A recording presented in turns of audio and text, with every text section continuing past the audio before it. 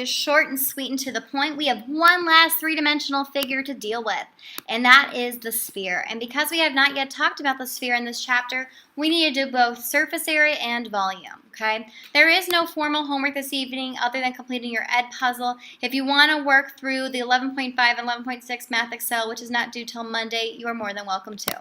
Let's get started. All right, what is a sphere? Well, a sphere is just a set of all points in a space that are equidistant from that point, the center. This definition awfully sounds like a circle, okay? But the main difference is the fact that we are now in space because we are dealing with a three-dimensional object. Now, just like a circle, a sphere also has a radius, where the radius is just that distance from the center to an endpoint on the sphere. That length is very important in many of the formulas we're going to be dealing with. Now, if I have two radii together, that creates a diameter. Once again, a diameter is just a segment that passes through the center where there are endpoints on the sphere. Some new vocab words that you might not have heard about. The first one I need to talk about is called the great circle. Let me read this out loud. When a plane and a sphere intersect in more than one point, so picturing these yellow planes right here cutting my sphere, the shape that you're going to get is a circle. Now, when that plane specifically cuts through the middle of the sphere, what it creates is called the great circle. Now, the circle that it creates, notice that shares the center of the sphere, is also the center of that circle. Now, when I take that great circle, like I said, it cuts the sphere into two halves, which is why it creates two hemispheres. Another piece that a great circle shares with the sphere is the circumference. The circumference of that circle is also going to be the circumference of that sphere. Let's get started on surface area, okay? One of the ideas that you can think about as surface areas is picturing a baseball. If you were to unravel that baseball, it's going to create what appears to be four circles, okay? I have another quick video to show you. Maybe that'll also help you. In this video, what they do is they take an orange and they cut into two halves and they draw four circles out. The next thing that this person's going to do is they're going to unpeel the orange and place the pieces of the peel on top of these four circles to show you that when they do that, it approximately is going to equate to the area of those four circles altogether. I won't force you to watch the entire orange peeling. Fun fact about Miss Rudolph hates oranges. All right, surface area of a sphere. Like I just pointed out, those four orange peels. The area of those four orange peels is equal to the surface area of the sphere. We are now going to use that to solve problems. So in this problem, I have a sphere, and in this sphere, I am given the fact that the diameter is equal to 10 meters. If I'm given a diameter, I know that the diameter is equal to double the radius. Therefore, the radius is equal to 5 meters. To find the surface area of a sphere, my equation is there. The fact is that we have four circles, so 4 pi r squared. And all I'm going to do is just plug in pieces I know. My radius, as I pointed out, is just 5, and we're going to have to square the 5. When I square the 5, that gets me 25. And so we have 4 pi times 25, and that gets me 100 pi. Now, something I need to use is units. Because we are dealing with surface area, my units are squared. When it comes time for your test, I think a lot of us are going to struggle with recognizing which units do I use when. Here is your got it solution to the got it. Please make sure you are understanding where you went wrong if you did not get an answer of 196 pi inches squared. I noticed on the last quiz test, a lot of you decided to leave off pi from your answers, which algebraically gives you a different value. Next problem, we're making it real here. The Earth's equator is about 24,902 miles long. What is the approximate surface area of the Earth? Round to the nearest 1,000 square miles. All right, the first thing that I need to think about is what is given to me, okay? How can we use the Earth's equator? Well, the Earth's equator is the circumference of the Earth, okay? And because it is the circumference of the Earth, all I need to recognize is I need to use the circumference formula. Circumference of a circle as well as a sphere is 2 pi r. I'm going to set the value of the equator, 24,902, equal to 2 pi r. And I'm going to use this to solve for my radius because ultimately what I'm solving for is the surface area. And the surface area formula is equal to 4 pi r squared. And that's the only piece I don't know. So what I'm going to do is I'm going to divide both sides by the quantity of 2 pi. Please notice I'm using parentheses. A lot of us, I've noticed in our tests and quizzes, don't use parentheses. And so when you type values like this into your calculator, I'm seeing that a lot of people get them incorrect, okay?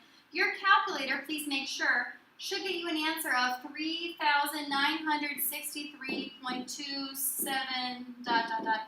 I'm going to preserve this value. I'm going to copy, I'm going to paste it when I plug it into my surface area formula. So we have surface area is 4 pi. I'm going to plug this value in for my radius, and then I'm going to square it, okay? Now when I do that, I find that my surface area, according to my calculator, surface area is equal to, it's a big number, be careful, 1,973,870,17.5. Now I need to remember rounding. I am rounding to the nearest 1,000 square miles. Notice it doesn't say thousandth.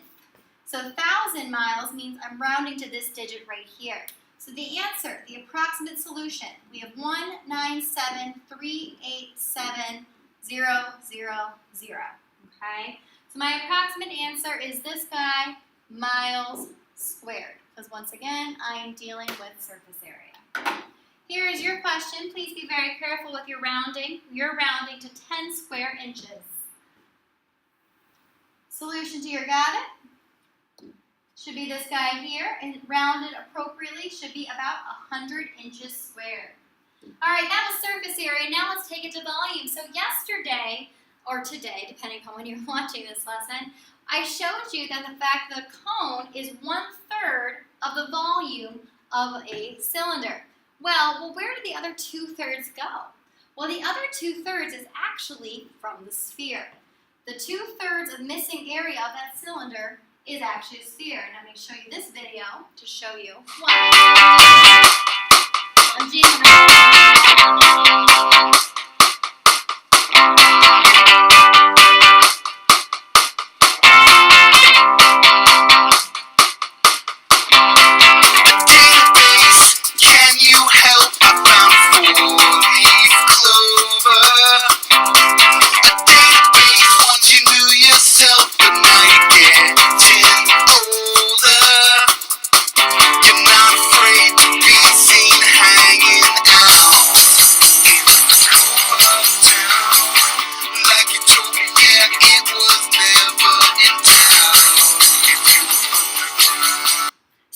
can see it filled 2/3 of the volume of the cylinder when the sphere and the cylinder had the exact same height, okay? And so ultimately what that produces for us is the volume formula for a sphere is 4/3 pi r cubed, okay? Now the reason why we're dealing with 4/3, okay, not the 2/3 component, is actually dealing with what's on the previous slide here, where you actually need to isolate what this component is of the cone.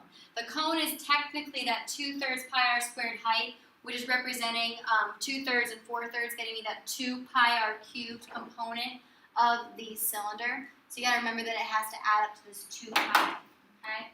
All right, so sphere, let's use it. What is the volume of the sphere in terms of pi? Well, this looks like the world's easiest problem for us, because all I need to do is plug it into my equation. 4/3 pi r cubed. I see in my diagram the fact that the radius is given. My radius is equal to 6. And all I need to do is start to simplify my answer. So the first thing I'm going to do is I'm going to cube 6. And I'm going to make sure I know what 6 cubed is equal to. And that's equal to 216. Okay? So what I have is 4/3 times 216 times pi. The next thing I'm going to do is I'm going to divide 216 by 3, and that gets me 72. So then what I'm left with is 4 times 72 times pi. 4 times 72, that gets me 288 pi. Now because I'm dealing with volume, we have meters cubed. Okay? Here is your problem. You have 2 problems to deal with, and I've noticed that on your guidance, a lot of you are really struggling with this. So like I've said to you before, try something. Try some numbers. Plug some things in. Okay? There you go. Make sure you are checking your answers in this situation. Make sure you are understanding your reasoning question. Final problem, almost there. In this situation, we have been given the volume and we need to find the surface area. So something I need you to recognize is that you can use the volume to find the radius. So I'm going to set 5,000 equal to 4/3 pi r cubed. And I'm going to solve for r, okay? First thing I'm going to do is I'm going to get rid of this quantity of 4/3 pi. And what I'm going to do is I'm going to multiply both sides by the reciprocal. So the reciprocal will be 3 over 4 pi, okay? So we have 5,000 times 3 over 4 pi is equal to r cubed. The next thing I'm going to do is I'm going to take the cube root of both sides. So I take the cube root of 5,000 times 3 over 4 pi. This is something I'm typing into my calculator, and actually I'm going to save this exact value here, okay? This exact value is 10.607 blah, blah, blah, blah, blah. Maintaining this value, Control, copy. Plug this into my surface area formula. My surface area formula is 4 pi r squared, okay? So I'm going to take this value for r and plug it in here. So we have 4 pi, give myself a little asterisk here, times that pi squared, okay? And when I get this, I get 1,414.04. Says to the nearest square meter, so therefore I don't want any decimals, so we have 1,414. Because my answer is asking for surface area, we have meters squared, okay? Alright, here is your last audit for the lesson. You're given the volume and you need to work backwards to find the surface area. Here is your surface area. Once again, you're going to need to use the cube root. So gosh darn it, I hope you have found that cube root button. Please take this time to check over your work and make sure you understand mistakes if you have them. I hope you have a great rest of your evening.